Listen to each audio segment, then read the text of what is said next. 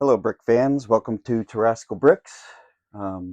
Today, as promised, I'm going to be starting one of the retro builds. Um, as such, the one that I picked for today is set 6687. It is the Turboprop 1 set from 1987. It's a classic town theme now at this point, so most of those types of sets that are kind of city-ish from that era are now all considered classic town at this point. Um, as you can see, I have the instructions before us. I'm not going to display the instructions while we build. I've been told that doing so could potentially be um, uh, you can get copyright striked or something like that. So I'll only maybe display it every once in a while, just to show you the differences between, instructions from back then to instructions from now. And so I will be displaying a little bit of that for that reason. As you can see, I've got in the upper left-hand corner here, I've got the location where I'm going to be placing the bricks. So you'll be able to see the bricks spread out as we go and search for them. And then the upper right-hand corner is a isometric view of the build, and then the center will be the top-down view. And again, if in the future you wish to see the isometric view versus the top-down view in the center, or such things like that, just let me know. We can make those arrangements to make those changes. And any other suggestions, just let us know as well. So, a little background. Um, I would have been 4 years old at this time when I had if this set was bought for me when it was first released. I can't guarantee that it was, obviously. I know I was very, very young when I first got my first Legos, and obviously today, they've stuck age limits, age recommendations, I should say, on sets, for choking reasons and things along that nature. Um, but I was a pretty intelligent kid, so I loved these things growing up. This was one of my very first. I have one other one that might have predated this one, that we may build today, depending upon how long this one takes, about how long this video takes. I'm not sure. I'm going to try to keep these videos to at least half an hour. If I can attain that with each build, then that'll probably be what we'll do each time. We'll see. Uh, Also, these I can tell you right now. This is not the original instruction set or instructions that I owned from that era. One thing I will point out is that I had a younger sibling who used to love to tear my instructions up. No matter how hard I hid them, I'd hide them in drawers, things along that nature. He'd always find them, and he would tear them up. He was a lot younger. He was about four. He's 4 years younger than me, so he would have gotten to these and just shredded them.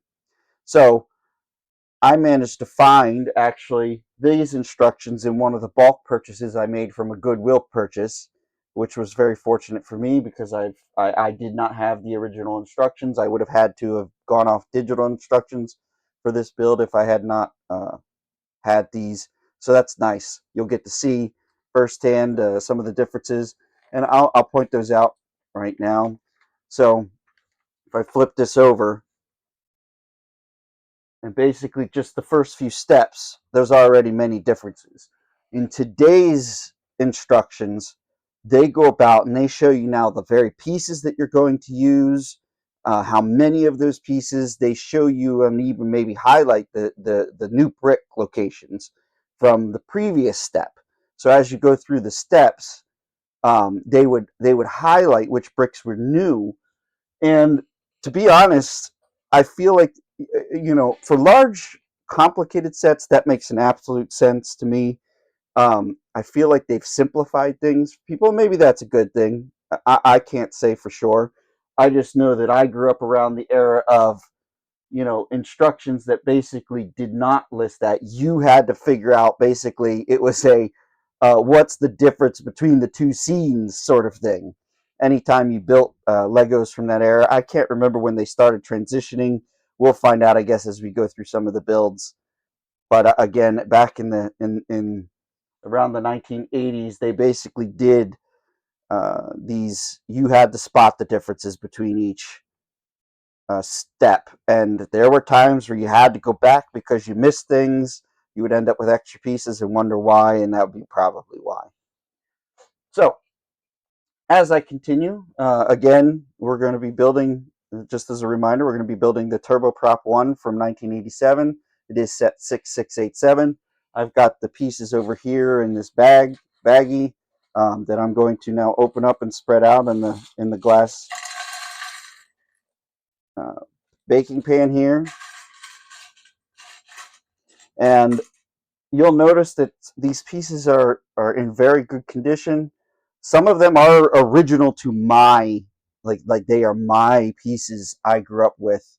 I tried to take really good care of my pieces, but as we know, as a 4-year-old, 5-year-old, 6-year-old, 7-year-old, whatever, especially with younger siblings, pieces get lost.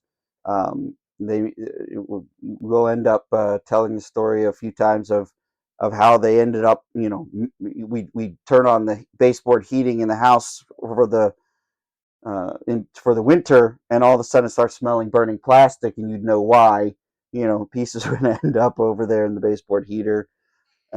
Anyway, so some of these pieces are pieces I have had to backfill from, either buying on Bricklink or fortunately finding them in my bulk Legos I've purchased from Goodwill. Specifically, the hardest pieces to find, as you'll notice, are going to be the um, the minifigure pieces, especially in good condition.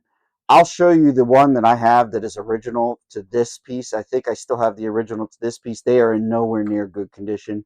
I'll display that now. I'll see if I can get those out. So there's those pieces. Give me a second to try to find originals.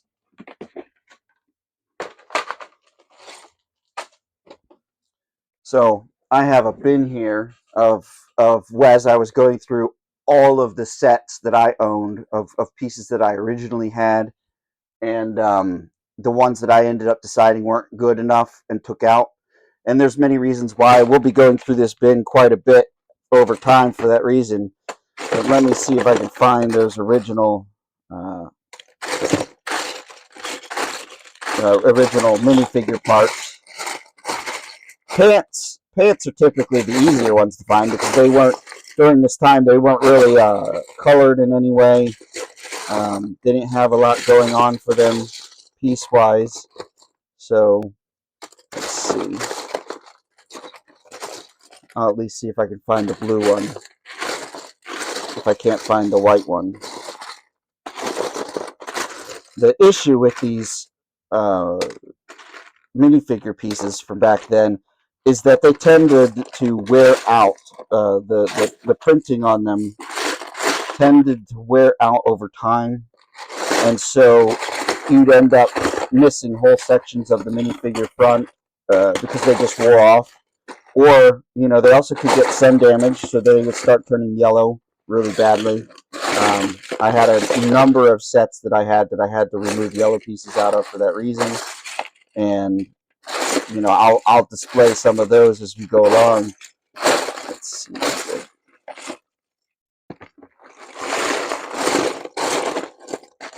I don't want to take up too much. I should have had these ahead of time if I'd been planning correctly. Maybe I'll just show another example of what they would have looked like from another set. So yeah, that's what I'll do for now. So I should have had this prepped ahead of time. So this is a very familiar sort of issue that Legos would have had coming from back in the day. As you can see, the printing has been worn off over time, and that's just from use. That's just from rubbing with hands and even potentially getting wet. And again, sun damage can do this.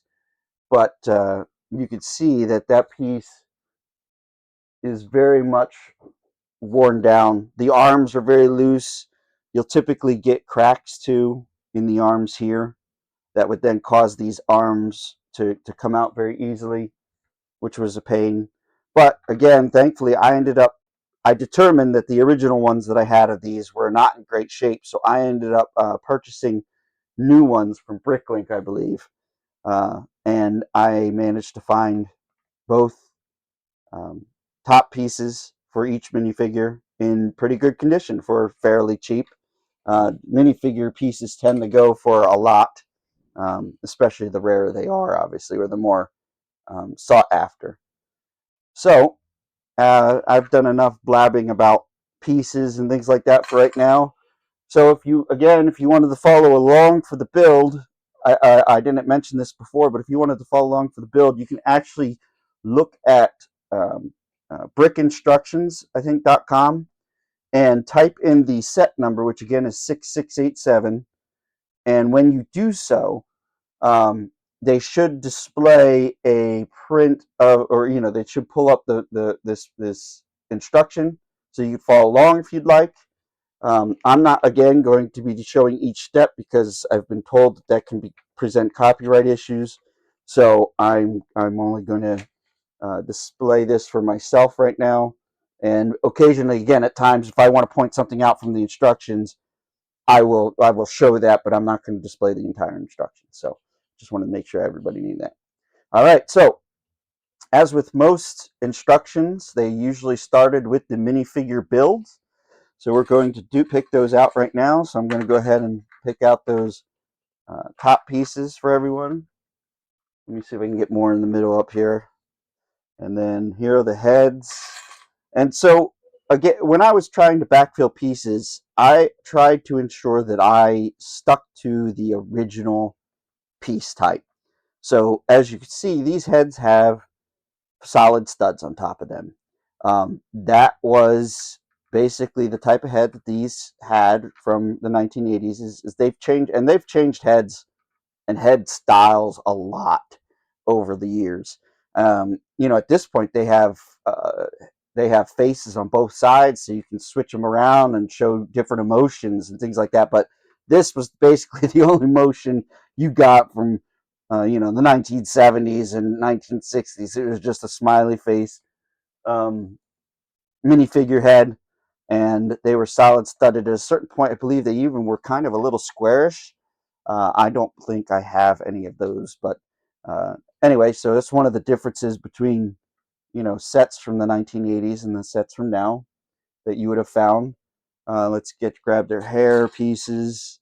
So this guy has that one, and let's see here. Oh, this one has the hat, and then this one has the gray legs, and then this one had the white legs. So I'll put them together.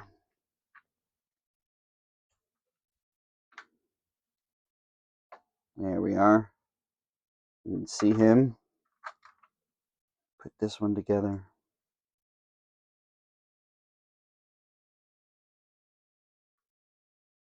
And I'm trying to go a little slower for everyone so it doesn't, blur or have issues tracking my movements. Let me see what the isometric view looks like. Oh, the isometric view isn't bad. Granted, it's a little far away. I could zoom in at times if I needed to, but we'll see how this first video goes. This is the first video of a build, so there'll be changes, obviously, as we go along. But yeah, so these are the two gentlemen who are participating in this turboprop set. So I'm going to go ahead and set them aside over here underneath. Let's see. Yeah, we'll set them right over there. They can be right over there underneath the isometric view. We'll go to step one now. So step one basically calls for a 2x4 white plate, and then a wedge. This would be considered a wedge brick. There's a difference between, I've learned all this basically from Bricklink, is the different, names and terminologies for each of these pieces. And if I get them wrong, I do apologize. I can't remember everything. But yeah, so a 2x4 plate and a wedge that is, 4x4 and by 1. Because with bricks, they would have to do the length, width, and height. So it'd be 4x4 by 1 high. So And we're going to attach that where that goes, so you can see that. And again, some of these I had to replace because they were badly sun damaged or marked up. You know, pen, black marker, smudges, rubber would rub off on some of these. Crayon would especially rub off on these Legos, and they were very hard to get off.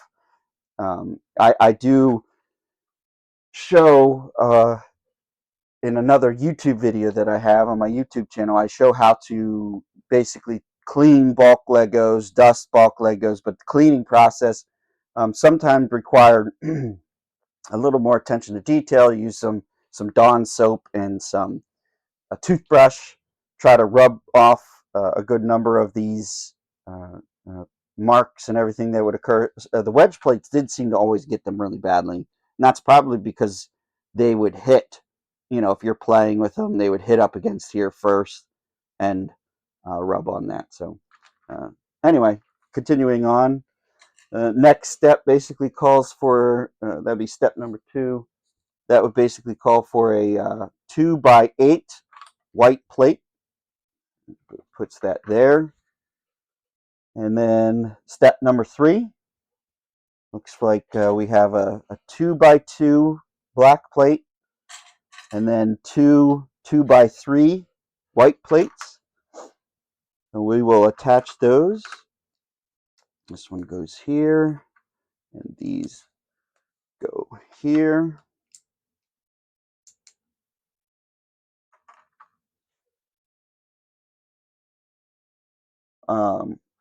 Step number 4 adds in a 2x1 panel, 2x1x1 panel.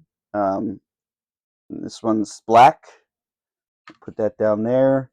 And then it looks like it adds in, and so here's where they actually start getting a little bit more complicated. Granted, this still is a small set, but I'll show you. You'll see the number of pieces they've added in just this step, this next step with the spot the difference sort of thing.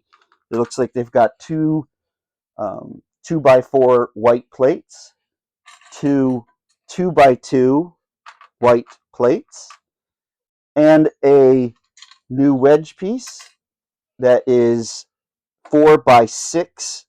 Looks like, let me see, 4x6x1 wedge brick. And so those are all the pieces that got added in step 4. So let's add those in. They put this one here, and they put the 2x2s plates here, and then the 2x4s stuck here on the edge like so. And then this wedge plate goes right here, connected to the back of the other. Well, not exactly back to the other wedge plate, but opposite of it.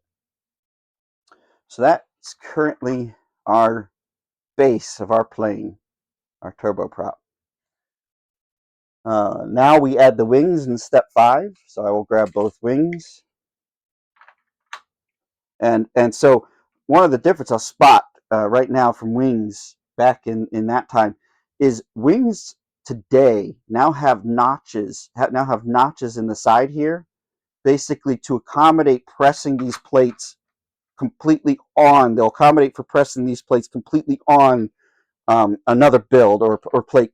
But as you can see, I can't do that here because these solid, the solid side touches these stud points, and so they cannot be pressed fully onto a plate like that. But the new builds, they'll have notches for the studs so that you can do so. So I again tried to make sure that I kept this as, you know, authentic as possible from as when I was a child. These were the plates that were used at the time, the ones without the notches. And so those are the 2 wings. Step 5 is what we're on now, and it looks like they've added a 2x2x1 brick that is black, and that seems to be the only difference right now. That seems to be the only difference right now between steps 4 and 5. So we will add in the black 2x2, and then the wings added here. Oh, nope, I've stuck the wings in the wrong location. I looked at the instructions and saw that I was one off. And that tends to happen, especially when there's no, they don't highlight those things anymore like they used to. Oops. Oh, that happens too. Fat fingers. So it looks like we are one off this direction. There we go. So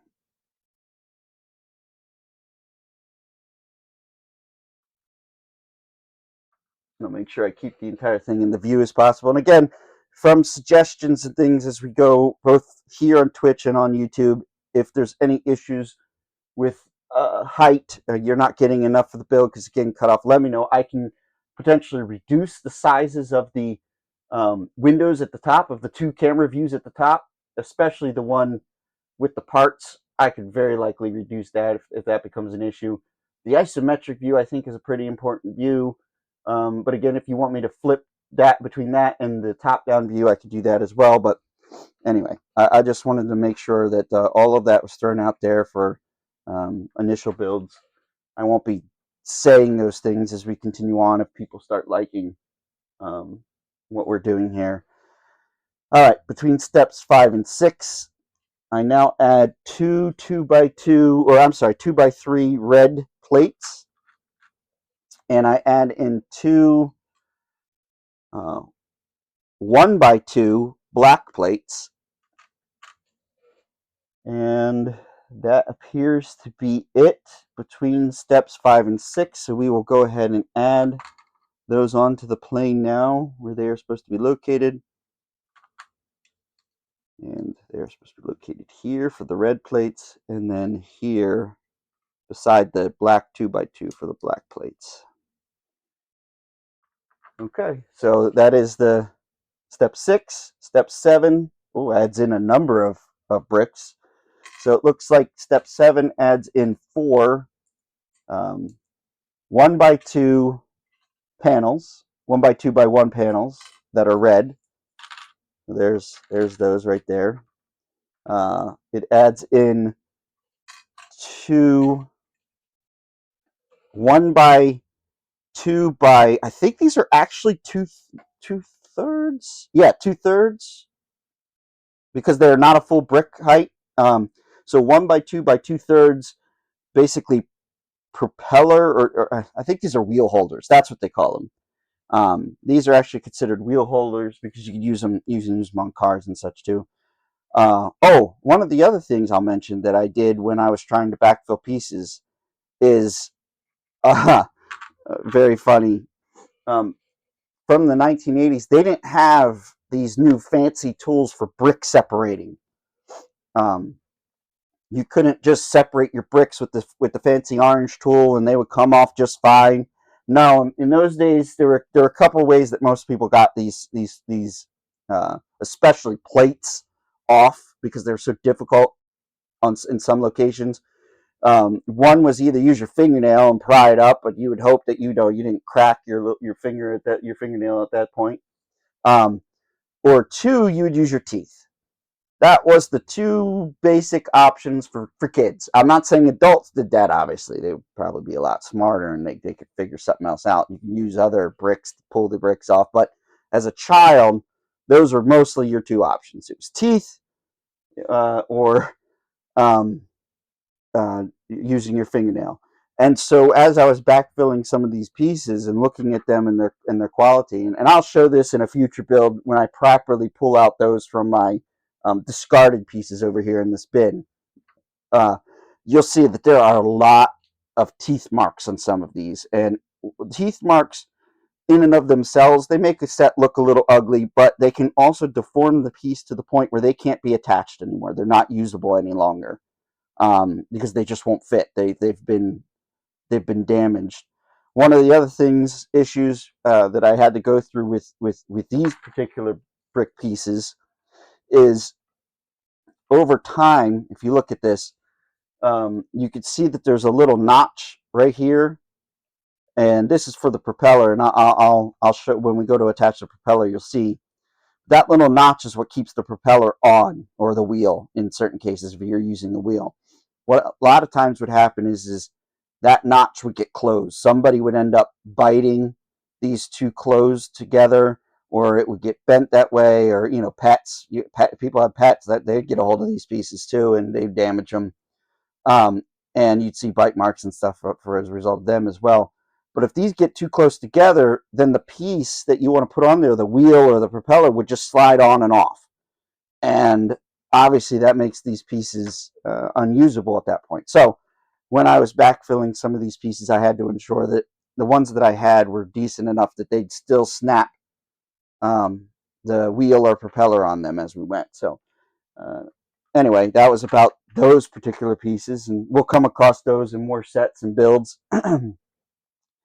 What else do we have here? It looks like we have a white 2x1, or I'm sorry, 1x2x1 brick that also gets added in onto this step 7. That's where we're at right now. And at this point, I'm going to go ahead. That looks like that's everything for step 7. So we'll add on those pieces there. And these go here, it looks like, on both sides of the plane. And then this white piece here goes right there. Okay, so that is step 7 completed. Step 8, we will find the pieces. Here's one. This is a controller, basically, the base of the pilot indicators and dials and everything that they had. My original one was completely almost pure black. It didn't have any of the white on it at all. It had been rubbed off so badly. So not only on minifigures would this happen, any Lego that was imprinted with a design like this, some fancy art or something along that nature, they would also be suspect to the same exact issues that minifigures would have, in that this would eventually be wiped away, rubbed away over time with play or sun damage, etc. So when I was finding the original pieces, I had to make sure that they still looked okay, and if not, I would backfill them with, again, if I hopefully found them in my bulk Legos, which this one I did. I don't think I had to purchase. I did not purchase this one off Bricklink. And then, otherwise you would go to Bricklink to look for them. So just another thing. And I'll show on my next set in advance, I will pull ahead some of the bad pieces I had to put, just not discard, as in I'm not throwing them away, but not using these builds is basically what it comes down to.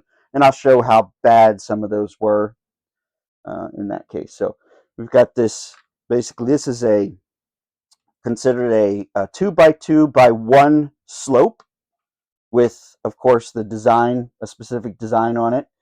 And then what we have here is one, looks like a actually be considered a 4x3 wedge plate is what this one would be considered. And then we have two more 2x4 white plates that get added onto this next step 8. Is that it? That does appear to look like the difference. So we will go ahead and add these pieces on. The 2x4 plates go on each side of the plane here. The wedge plate fits in right here on the wedge brick, and then the designed indicators go there for the pilot to sit in and look at. Is basically what it comes down to. So there is the turboprop plane so far in step 8. I think we're about halfway through, if not a little bit less, so we're getting there. And again, if this is too slow, I'm sorry, or hopefully if I'm not going too fast, just let me know. I can slow down and take this a little slower, but I think we're going at a pretty good speed. I mean, yeah, I'm not trying to attain any world records here. If I really wanted to, I could probably do this build in about 5 minutes. But for your enjoyment, I'm trying to at least go through some of the piece differences and any stories that I have as a child related to this. I did love this set as a kid because, again, this was one of my first ones. Step 9 actually does kind of provide us, and here I'll show that, actually does kind of provide us a little step-by-step process in some cases they would do this, where if they felt like it would be too you wouldn't be able to see behind something, or from the view that they displayed here, they would show some of these in this form. But again, still, it was basically spot the difference, just in a step within a step. So we're going to do that with step 9 now. So step 9 calls for a wedge 4x4, nope, 4x3 wedge plate, and with an indent, and a black 2x3 plate. And it then also then calls for this would be considered a wedge brick. So this would be a 3x4x1 wedge brick that they commonly used then. They don't really use these pieces anymore now, from what I can tell.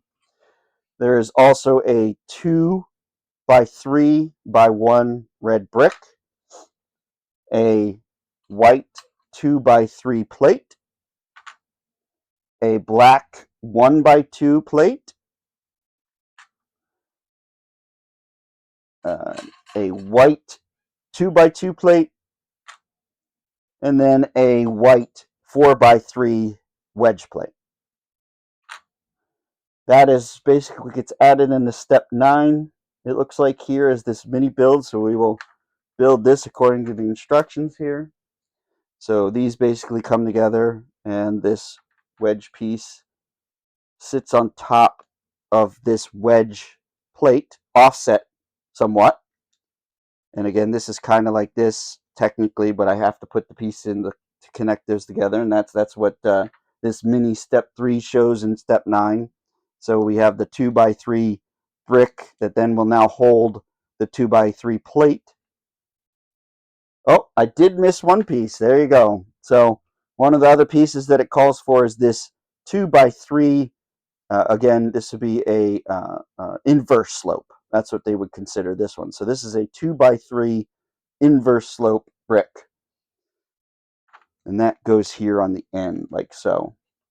Then the 2x3 white plate goes there to hold that wedge plate, or that, I'm sorry, inverse slope in place. The 2x2 white plate goes there. This wedge, oh, I'm sorry, I almost missed one more step. So this 1x2 black plate goes here.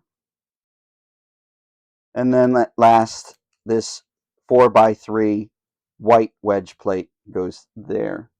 And that gets attached here to the back of the plane, like so.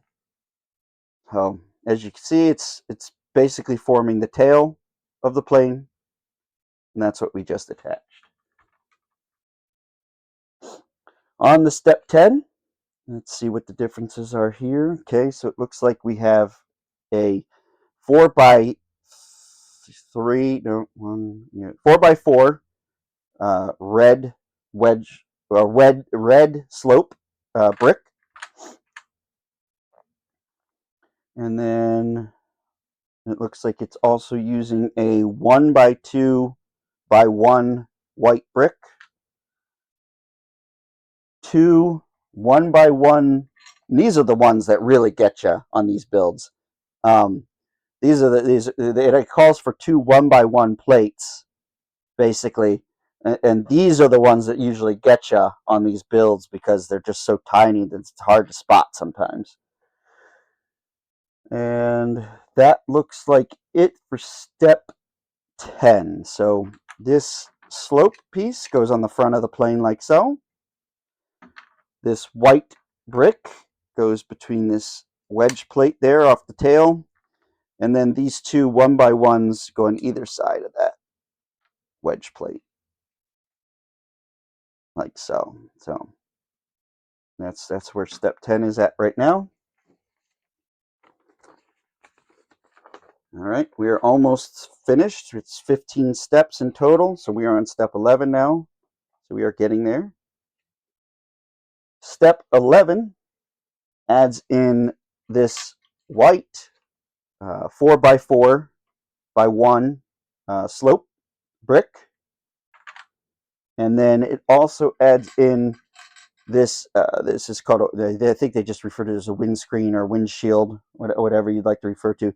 This one's actually an oddball height, if I'm not mistaken. I don't believe, and I'll show this here. It's a standard, it's any sort of standard brick height. No, it is not. So this is technically, as you can see, this is technically, it goes up to 1 1/3 brick height. This was an odd size. So that is likely why they had to add the 1/3 here to keep things matching. So that way, by doing that, they could go a full brick across and be at the same height as this windscreen. So we have the windscreen, we have the slope. Is there anything else in this build? Nope. So the step 11 would be attaching the slope to the back of the plane like so. And then the windscreen goes on the front for the pilot. There we go. Another thing I did when I was selecting windscreens is for these builds is I would ensure that these windscreens weren't fully, super scratched up. You could barely see through them. That was another thing that would typically happen to windscreens is they get really scored and scratched. Go ahead and delete that message. So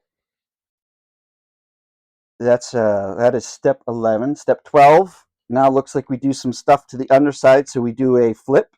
And again, in modern instructions, they actually show a rotate symbol when they go from top to bottom or around. They don't do that in these older sets. You just worked with what you had there. So what we have difference-wise in step 12 underneath here is 2 1x2x1 white bricks, like so. And then a 1x1 round transparent red. That'd be a trans red plate. That's what they called these technically, even though I always referred to them when I was young as just lights, red light, green light, things along that nature. It was Bricklink, though, where I learned that the official term for that is a trans red 1x1 round plate. Basically what it comes down to. So I think that is it for step 12. So this red light here, this 1x1, see, there I go, referring it back to my old school days. This was 1x1 trans red round plate gets stuck right in the middle of this stud here, instead of on the edges like most items are. This one is placed right in the middle of the underside of that 2x3 black plate. And then these two 1x2x1 bricks, white bricks, get placed there on either side of the wing. And then keeping this plane upside down, step 13 now adds the wheels. So we have these 3 wheels here, these 3 airplane wheels. Back in the day, these would commonly go missing. Lots of things would happen. One is the wheel could, it can come out, and then the wheel would go missing, and you'd only have this piece here as a result. Or more commonly was that one of these little clips broke, and then the wheel could actually no longer be attached. And if you did attach it, it'd be on one side, it'd be all wonky. You couldn't roll it. But in this case, I ensured that, again, I had good pieces for this build. So we are going to now add the wheels, because I believe that is all that occurs in step 13. The front wheel faces forward, like so. And the 2 wing wheels face backwards, like so. And now we can flip the plane back over. I'll let you do a 360 round view of that. Flip the plane back forward and put it down, and now it is technically on its wheels, which is great, because that'd be where the point in which you start playing with it, rolling it around. We are on now step 14. Step 14 uses this 4x4 plate, and oh goodness, it was a hinge. That's what this is. So this is a hinge plate. This is called a hinge plate. So that'd be a 4x4 hinge plate, and then this would be a 1x4 plate with 4 hinge studs on it, or actually 5 hinge studs on it. Then on top of that, step number 14 also calls for the tail fin. So this would be a, I think it was a 3x2, but I think again this is an odd height, so it'd be like 1 2/3 height on the height, and then this would be a tail. That's what they would call that. And then we use the 2x6 white plate, and then another 1x1 trans red round plate. So what occurs here is these two pieces fit together like so, and that allows for that to hinge and open and close. Again, a lot of times what would occur, from older plates or over time, is that you would lose one of these pin locations, and so the plate wouldn't hold as well, or it would get so loose that they would basically just flop down any single time you used them. But what this does is this goes on the top of the plane like this, and this allows you to put the pilot in and out of the plane by just opening up the top and stick the pilot in, sit them down, and then close it up like so. And that's what that allows for. And then of course we have the tail. So the tail calls for this 2x6 to be placed onto the tail as like so, and then another 1x1. And this was always somewhat difficult, trying to get these little 1x1 round plates in the center of 4 studs like so. But that is what this set calls for. A lot of times in more modern builds, what they'll do instead is they'll put a 2x4 or 2x2 plate with a center stud on it to allow for this light, or they would stick a 2x1 with a center stud there to allow for that light. You will not find this sort of build part where they stick something within the center of the studs very often in modern day builds now. Usually because when you go to put that in and it was difficult, they go flying. A lot of times you'd go to put it in and you obviously put a little bit too much pressure in one edge of it or whatever, and then it would go flying across the room. But yeah, those are the good times. Good times. And then step 15 concludes our build with these last few pieces here. So these are basically what's considered minifigure utensils within the Bricklink area, and in this case, this would be a I think it was a paddle. That's what I think they referred to this as. And then you would have the two.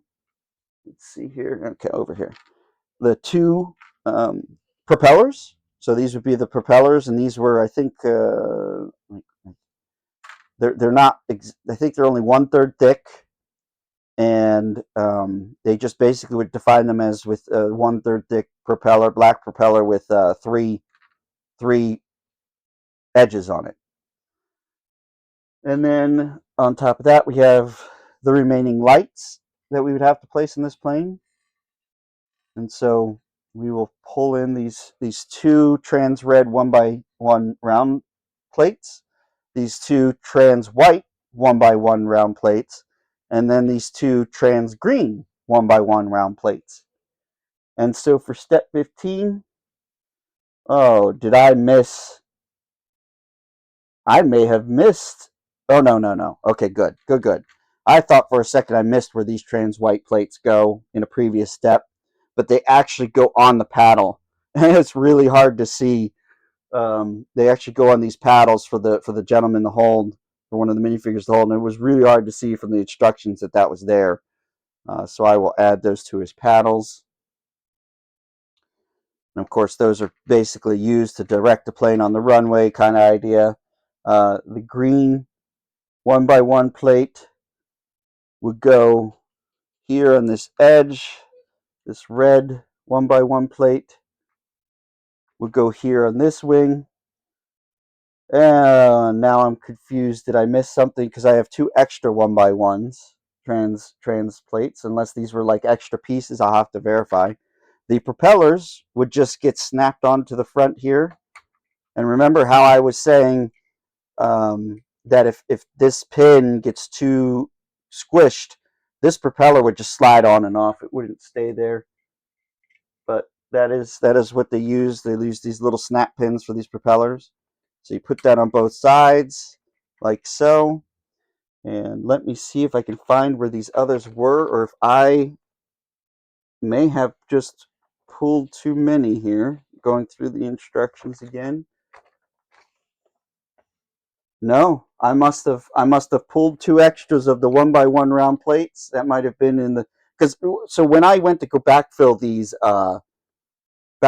sets, I used Bricklink to do so by indicating which pieces were in the sets and which weren't. And it's possible they listed 2 of these as extra pieces, and I just didn't realize that.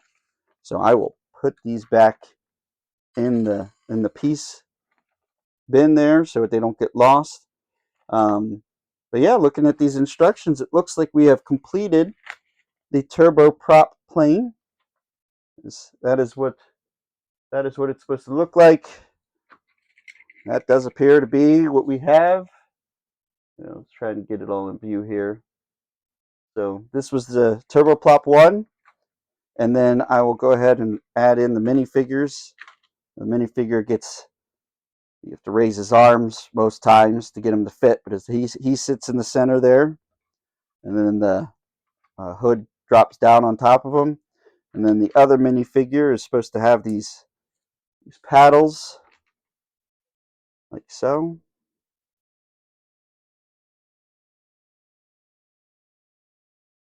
Yep, there you go. He has his paddles, and so he can stand off here. Let me put him more in the top-down view, but the isometric view will look pretty good. And he can stand there and direct the plane as necessary as it lands there. So yeah, that is the 1987 Turboprop 1 Lego build. One of my first as a child, and I love this thing. I did lose a number of the pieces for this, if I remember correctly. I didn't have to backfill a lot. I did have most of the original pieces, but I did lose a few. They just, 30 years. Because not only, and I'll explain this, not only did I have this until my late teens, I then passed these Legos on temporarily to my youngest siblings, who are um, basically 14 and 16 years younger than me. So they went through the period of being able to play with these, and pieces got lost, damaged, etc. during their playtime, because they started young as well. And that is basically how I came to either, have to backfill some pieces because of my own fault, my other siblings, my other younger, closer to me siblings' fault, or the youngest siblings. But anyway, that is the turboprop build there.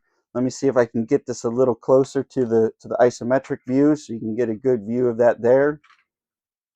Even though it's now out of the top-down view, in the isometric view, you kind of get an idea of what that looks like in 3D. The 1980s still was fairly blocky in terms of, nowadays things can get really sleek looking, much more modern, of course. But still, for Lego, this was ahead of its times, even in the 1980s, because not just 20 years before, even 10 years before, I believe, they were really blocky. You didn't get any of these slopes or angles that you even had in the 1980s. They were still almost all fairly straight blocks with rectangular edges and whatnot. So that basically finishes off our build for today. I will likely now display these builds within my office at some point, and we can go through those later in a video. But that is my plan, at least for these now, is to display these in cabinets or shelves that I have around my office here. But again, that is the conclusion of the build. Thank you all for watching. I appreciate you coming through this with me. I hope you had as much fun with this build as I did. Um, I look forward to the continued builds next. And again, if you look through the list of my previous video, you can pick which one you want me to build next. If you're interested in a specific one, or if you happen to miss a build, remember that you could just look these up on my YouTube channel, because they will be posted there as recordings for your viewing leisure. So again, thank you all for coming. Appreciate it, and I will hopefully see you in the next stream. Thank you all. Bye.